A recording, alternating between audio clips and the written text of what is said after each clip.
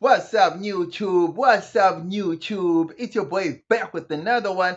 People, in today's video, we are going to discuss this issue that has just come up where two of Africa's presidents were voted as top three most corrupt presidents in the world. Number one being Bashar al-Assad. What Bashir al I don't know, al-Assad, what al-Assad, that guy from Syria. Anyway, yeah, the former leader of Syria.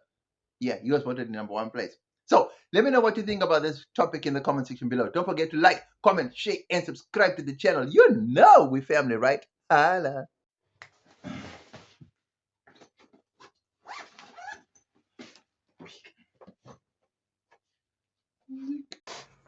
People, let's talk about this, right?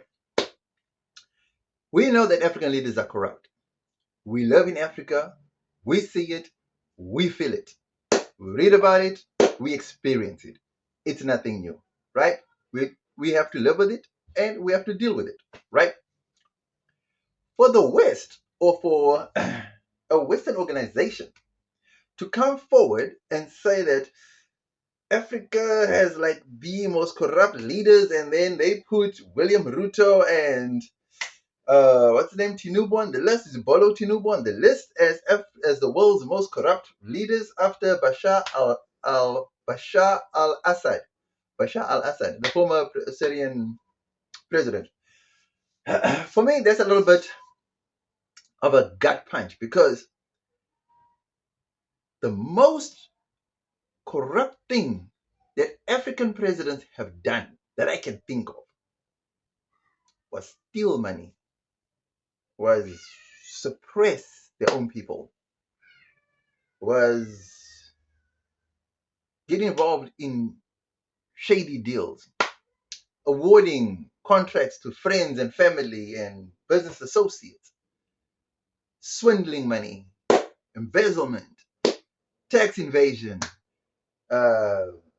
operating offshore companies and banking offshore, putting money in tax havens. That's like the standard African president's playbook, right? So, what is the worst that Western leaders have done? Okay, let's start with, well, since Israel is in the West, let's start in the West. Israel has started rumors by corrupting other Western nations to start wars in the Middle East. Not only that, he's also spent money creating Hamas. That's been proven. I mean, if that's not a corrupt person, then I don't know what is. I mean, this man not only has the power, convincing power, to corrupt his own people into believing what he wants them to believe, he also has the ability to corrupt foreign leaders into believing what he wants them to believe. I mean, does he not deserve to take the cup? Okay, let's put him aside. Let's go over to George Bush. George Bush and his cronies decided to sell a war to their people in Europe, to their people in America, and they invaded Iraq, bombed the life out of Iraq. I'm just saying. Is that not corruption at work? Now, how do you corrupt? See, when we talk about corruption, first thing that comes to mind is money. Oh, he's corrupt because he took money. Oh, they're corrupt because people. As long as you have the ability to be corrupt and or to be corrupted mentally, physically, financially, emotionally, you are corrupt. That's it. There's no other way to put it. You are corrupt. So if you can sell a war, if you can do things outside the confines of the law, you are corrupt. It doesn't matter whether you are the corruptor or the corruptee. You are corrupt. And corruption doesn't only revolve around finances. You can corrupt anything. Even computers get corrupted. Cell phones get corrupted. It comes on there, error on your thing. Your cell phone hardware might be corrupted. It says there might be corrupted. Can be is corrupted. Anything that's taken out of the confines of what it's supposed to function in is corrupted. Understand what I'm saying? Nicolas Sarkozy and his European counterparts, they were so corrupt because they wanted to get Libyan president out. So they corrupted Barack Obama. And they went and they took out the Libyan leader, who himself was also corrupt. You understand what I'm saying? So we're looking at the levels of corruption, and they're putting these two African leaders who just only took money, which is not a good thing. But let's be honest. These people are just really involved in, from what we know, it's more financial scandals within the confines of their country. Show me where one African president has corrupted another nation, destroyed another nation, took money that actually destabilized another nation. That name one. Nothing. America, the West, have but totally destroyed practically any natural setting this world has to offer. Africa will never be the same again because ancestral sites, holy sites, green earth vegetation, natural ecological balances, you name it, it has all been corrupted, all because of Western leaders. So my question is, why do African leaders have to be always thrown into the spotlight when it comes to bad things like corruption, rape allegations, tax, and this and that? Why are Western leaders spared of that? Right now, Benjamin Netanyahu is being spared of being called a war criminal. He's being spared of being called a genocidal maniac because he's white, because he's a Westerner, because he's from Poland. But let it be an African. Oh my goodness. He's genocidal. He's all this. He's a beast. He's a savage. He's all. Guys, corruption at the core started, I would say, in the West. Corruption just never only came about because of finance. Finance, with the introduction of money and finances, it just blew it out of proportion. Sure, corruption was always there from the days of barter trading. Sure, it has to be there. If you do this for me, I will give you a goat. I'll give you my pair of shoes. Sure, it had to be there. Surely, it had to be there. I mean, the Garden of Eden. You do that, you get an apple. You eat this apple, I will give you this. It's that from the Garden of Eden already. But why do African leaders get the top prize when it gets to corruption? I mean, there are scandals involving American presidents that are not even war related, but are more business related. You know, more like scandals of insurance deals on buildings and this and that. Guys, they're saying that the fires that are raging in LA right now, insurance companies are involved. It's a possibility that insurance companies canceled all their policies and they canceled. Guys, do you see the corruption that's happening behind the scenes that you don't see? And at some level, it's even going as high as the highest offices in the land. People are, Western people are just as corrupt, if not even more corrupt. I can promise you, people, they started this corruption thing. They are the masters of manipulation. They are the masters of corruption. But guess what? The trophies, the bag, the t-shirt, the cap, whatever you want to call it, the cake, will always go to a non-Western person. But yet the masters of manipulation and corruption are in the West. So why is it? Is it fair that they're going to give these corrupt titles to Asian, African, and South American people? Are you telling me there's no corruption in the West?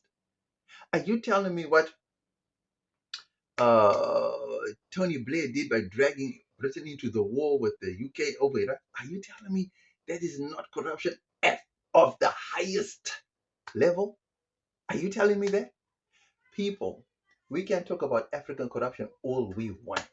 And yes, it's bad. Yes, it's destructive. Yes, it is absolutely unwarranted. But most of Africa's corruption stays within the confines of said country. Maybe the proceeds of such actions are then moved to another country. But the corrupt leaders' actions are never started in a foreign country, like what most Westerners do. I mean, it's just impossible from an African point. But yeah, that's my rant. Let me know what you think about this topic in the comment section below, because I think it's very unfair that when anything bad about the world is ever brought up, it's always thrust onto Africa. Always thrust onto Africa. Nothing good ever comes out of Africa. I don't know why. I just don't know why.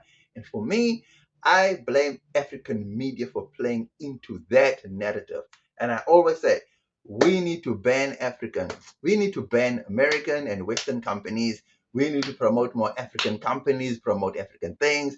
Even we don't even need American Western media. We don't need them. Let's just report let's just report about Africa. Guys, going forward, let's say 2025, let's just report about Africa. Can we just have African channels that just report the good, bad, ugly about? Let's just focus on Africa. We don't need CNN. We don't need BBC. We don't even need to know what's going on in the world. Let's shut Africa off to the world, guys. Let's just trade within ourselves. We don't want anyone. We've got all the minerals. We've got all this. Let's just go back to square one. Let's just start at the beginning, like how everything was. Yes, you're going to say, no, we're all connected. We do not need anyone else. Trust me. I know we don't need anyone else. We only need other people if we decide that we want to go forward in their system. But okay, why do Western countries and other countries progress? Do you know why? Because they are operating in their own systems. They are creating their own systems as they go along. We are not creating our own systems. We are jumping on their bandwagon. So when they decide to derail the system, guess what? We are also derailed. Guys, come on. The SWIFT system, this money exchange system and what? If America decides to shut off the tap, close off the tap, we are screwed. Why? Because we don't have our own SWIFT system. Understand what I'm saying? We don't have one. So now we're depending on them. We need to end the reliance of our existence on the West, because they do not rely on us. People, I can't say that enough. Trust me. Mm, mm. The good, the positives about such negativity that comes out of Africa, right? So, guys, listen to this. Number one, it's good that these organizations put the spotlight on corruption and bad governance and all that on Africa. It's good. It's good in the sense that it highlights to everybody the going ons about these bad and, ineffective leaders that we have. I think that's a very good thing. It exposes them what they're doing. Most people wouldn't even know what is going on. Do you know what I mean? So I think it's a very good thing that whoever's exposing the corrupt ways is actually helping us who didn't know or who don't know what's going on. That, hey guys, look, this is what's going on. They're highlighting these issues that are most possibly hidden under the carpets, but now at least someone is exposing. I think that's a good thing. Another good thing is that once these things have been exposed, processes can now be taken to either isolate, prevent, or to actually recover whatever was looted, whatever was spent, whatever was done to, or whatever was done for. You understand what I mean? Recourse can then be taken. And that's another good thing, you know. Other than that, I don't think there's any other good thing we can do that measures are taken in place. Yeah, I think that's about the good things that I can think of off the top of my head. You know what I mean? Let me know what you think in the comment section below if there's any other good thing about exposing corruption and corrupt leaders of that. You know what I mean? If there's any other good thing you might think of. You know what I mean? Next we get into the negatives. You know how we do. Always.